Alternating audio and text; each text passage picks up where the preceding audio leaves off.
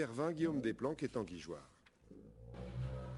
Serge, imprimeur typographe, et Dominique, linotypiste, sont les gardiens d'un savoir-faire. Dans leur atelier, ils impriment un journal unique, le Démocrate de l'Aisne. Les méthodes de fabrication sont inchangées depuis le début du XXe siècle.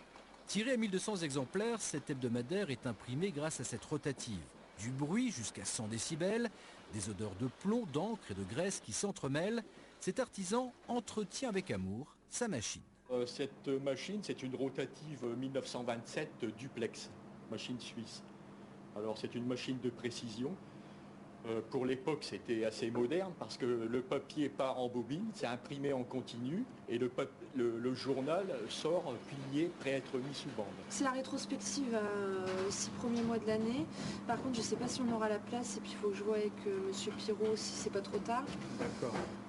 Puis moi je le fais sur 3 colonnes. Oui, que ce soit assez marquant quand même.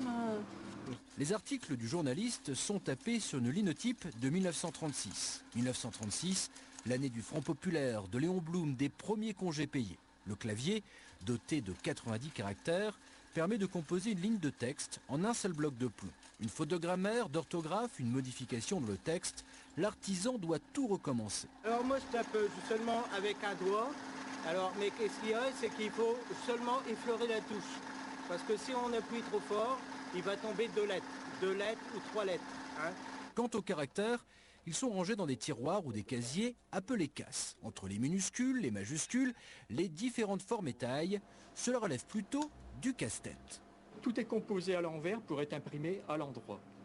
Alors la boîte où sont rangés les caractères, on appelle ça la casse parisienne. Alors il y a 115 emplacements à apprendre par cœur. Alors le haut, il n'est pas en ordre alphabétique, il n'y a pas de problème, mais le bas, il n'est pas du tout par ordre alphabétique. La première chose qu'on fait quand on est apprenti, on apprend donc la casse. Déplacer les pages pour les installer dans la rotative reste une manœuvre délicate. Elles pèsent chacune 35 kg. C'est serré dans un cadre qu'on appelle un châssis, avec des coins de bois biseautés pour bien que ça serve. Et quand on soulève, il faut que l'ensemble, vous voyez, pour l'emmener sur la machine, il faut que l'ensemble tienne bien et on voit bien qu'il n'y a pas de fond. C'est carrément donc les lignes. Les lecteurs du Démocrate de l'Aisne sont en majorité des abonnés. Certains expatriés se font livrer ces pages de par le monde. Dans leur boîte aux lettres, ils reçoivent beaucoup plus qu'un journal, un patrimoine culturel.